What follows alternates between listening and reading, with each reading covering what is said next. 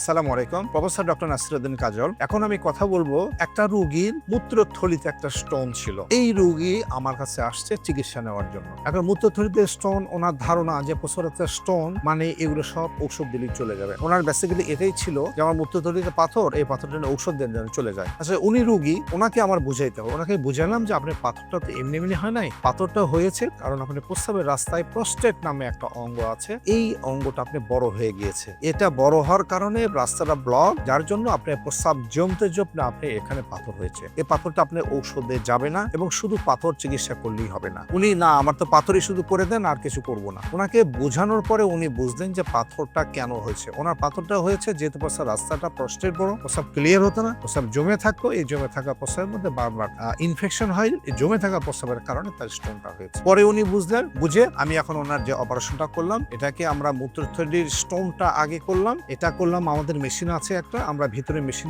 দিয়ে আমরা পাথরটা ক্রাশ করে বের করে চলে আসলাম এবং যে প্রস্টেট গ্ল্যান্ড আছে এটাও তার অপারেশন করলাম।